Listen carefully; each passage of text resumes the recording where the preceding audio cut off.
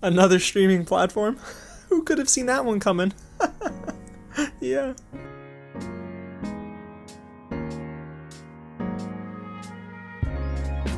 What's going on, you guys? James here with another real review of a streaming platform. Now, we've never done this at the channel before, but Peacock just launched this week its NBC-Universal streaming application, and it is an interesting one because the name doesn't really ring a bell if you're unfamiliar with news and TV and movies, and also the branding is a little different. I mean, HBO Max, you know, it's HBO, Netflix is Netflix, Hulu is, well, freaking Hulu, but Peacock is not necessarily a channel, although NBC-Universal is a huge brand. They have a ton of movies, TVs, and live channels on this application, so I'm ready to break down everything about it and go down, the list. Pricing, the browser interface, the app interface, so it should be a fun time, you guys. But hey, before we get into all of that, if it's your first time here at the channel, welcome to Real James, where I talk about movies, TV, and news just like this. So if you like everything you're hearing and seeing, go ahead and hit the big red button below and subscribe to the channel. Now turn on that notification bell because you're going to want to stay up to date with anything new. Dropping my review for Season 2 of Umbrella Academy early on July 27th. I just dropped a Tenet news video. We got some reviews up for Palm Springs, Greyhound, and The Old Guard, so go ahead and check all those out, you guys, and I'm excited for the rest of the week. Got a lot of TV to watch. I've been watching a lot of Rami.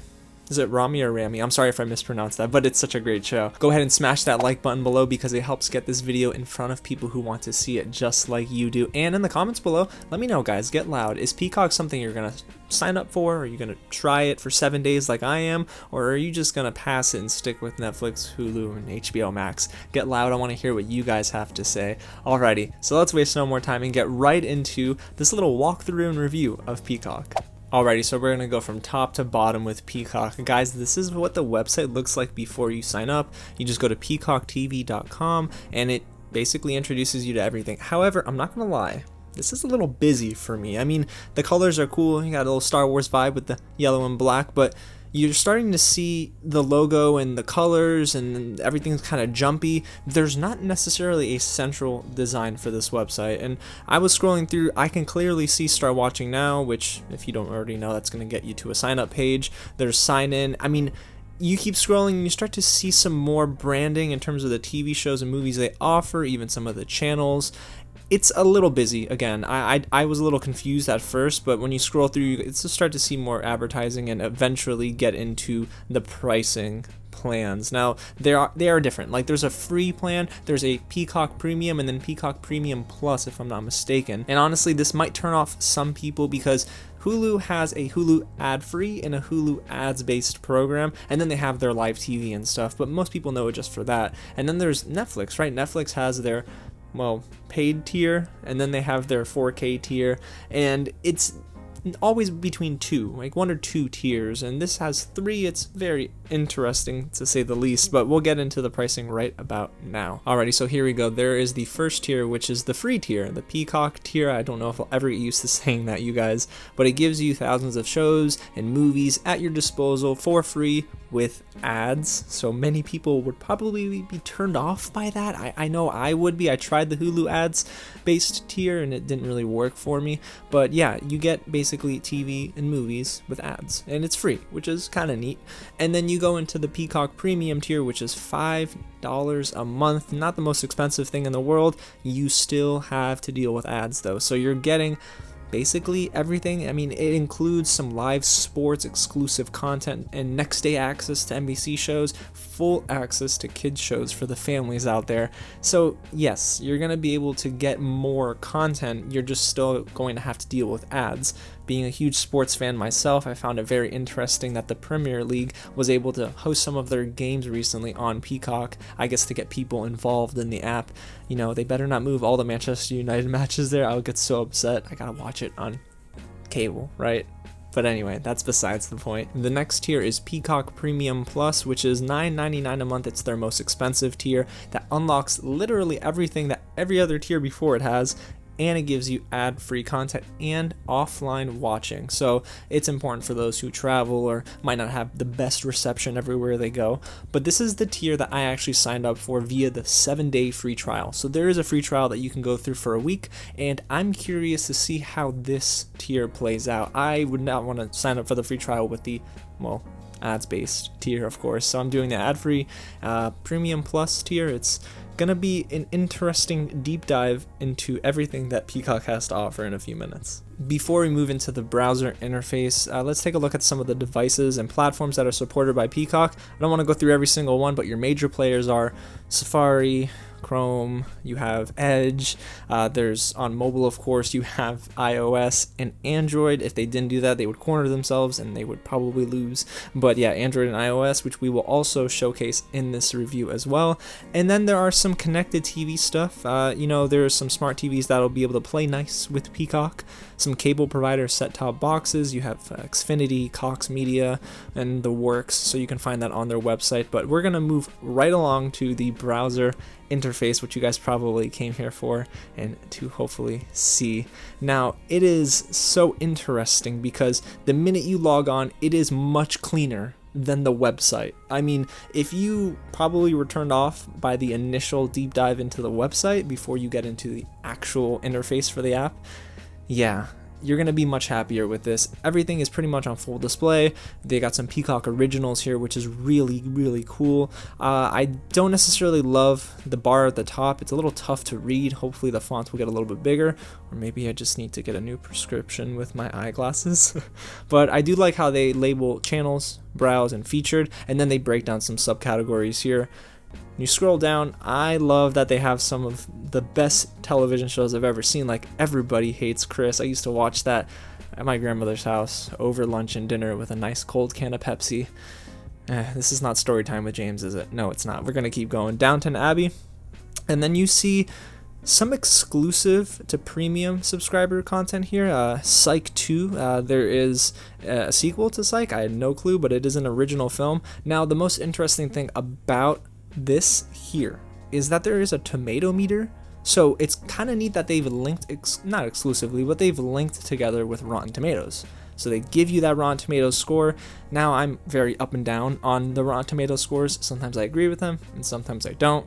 But hopefully when I become an approved critic for Rotten Tomatoes, I'll be able to share my opinions there as well. You keep scrolling down, you got some featured films. Listen, guys, do the right thing. If you haven't seen it, you need to. I reviewed it here on the channel. You're going to want to check it out. Tully, I also reviewed for the channel, if I'm not mistaken. Man, that was a while ago, but it is a great film starring Charlize Theron. And then you have Phantom Thread, arguably the best Daniel Day-Lewis movie that I might have seen. The Bourne Identity, man, the list goes on and on. You're probably going to be really okay. You're going to be happy with some of these movies and TV shows, honestly. Now, of course, like with any streaming service, there's a lot of stuff that's called shelfware, I guess, that it just kind of sits there. Like This Is Us, not shelfware, clearly, but, there are going to be some shows that you're not going to be the biggest fans of, or might not even know of course, like Sacred Lies. I don't know much about it. The Capture is an original, so it's going to be interesting, I guess, as a first-time user, for me to dive into this even more after this review, just to see if I'm really interested. And then there's the channels section, which is going to be really interesting for those who have the Premium Plus here. That is one of the perks, is that you can watch live channels and you get more content and things unlocked. I think that, it's okay, but if you have cable already and you're buying this app, you're most likely already watching these shows on cable, so there might not be that much of an incentive to get the Premium Plus in that regard. But I digress. Still going through it with movies. Listen, they got Jurassic Park, which is great, The Matrix. Let's actually get into the specific sections here at the top, like TV shows, for example.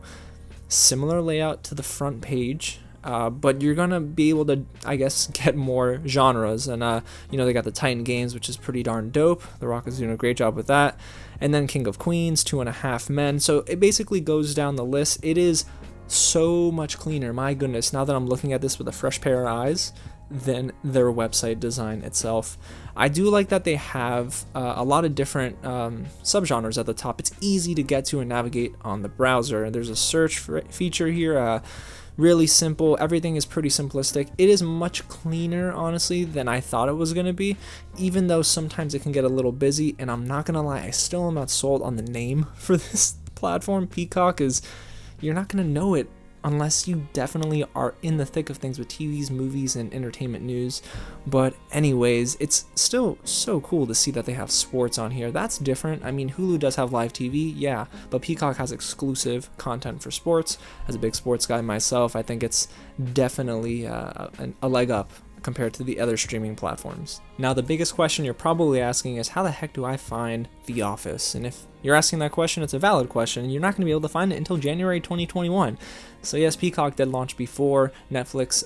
Of course, their contract ran out, their licensing agreement ran out with NBC-Universal, and it's going to come to Peacock January of 2021. At least it's expected to drop early next year. So if that's the case, guys, you're gonna have to wait a little bit longer, but if you already have Netflix, at least you can continue watching The Office as much as you please without subscribing right away to Peacock. So let's get into the iOS app, because I am an Apple iPhone user and I'm curious to see how it looks on my iPhone. Alrighty, so immediately when I launched the app on my iPhone, I noticed the interface is a bit different. When you're on the browser, it brings you immediately to some featured content, a lot of movies, a lot of TV, but here on the app it actually gives you a trending tab right away. Don't know if that's just a setting or a preference that I can change later, but what I do know is that it's a little bit newsy. You know what I mean?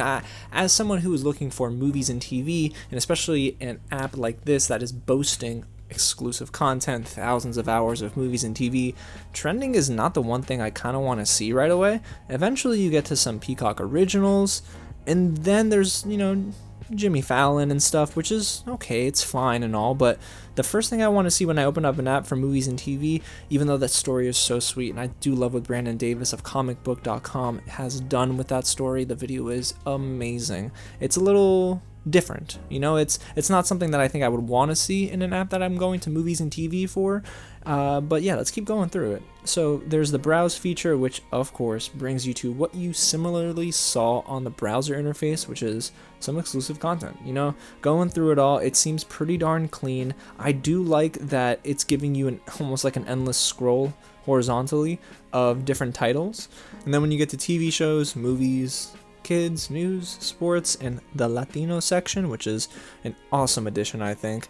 It's interesting, it's different because all of it seems pretty darn clean compared to some of the other apps out there. I think that the app looks much smoother than the browser interface, to be completely honest with you, and it runs a little bit better, I think. That could just be me having too many tabs open on my computer, who knows, but I think that this runs really smooth.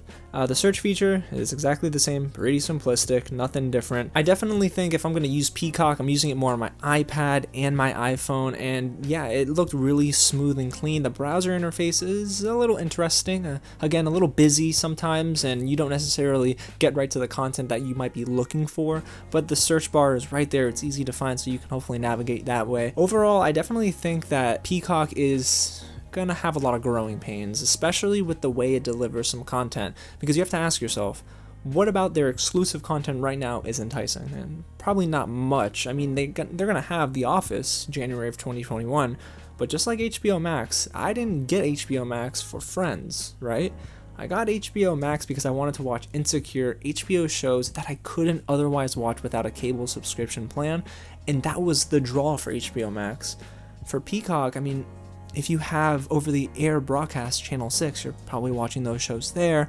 I mean, if you are not interested in The Office, yeah, they have Shrek, they have Do the Right Thing, a great film, Tully, and some other really good hits, but there's not a lot for me to say, hey, $10, I'm in. Maybe the free $5 tiers are a little bit more appealing for someone like myself that has so many different apps and many movies and TV shows to watch, but when it comes to the $10 tier, I don't know if there's much there right now for $10, but I am interested to see where it goes because, again, the pros is that it's a clean app interface, and I'm using it majority of my time on mobile. So I think that it having a very clean interface is a huge plus. I do like some of the films that they've actually got, Shrek, the Jurassic Park series, Do the Right Thing.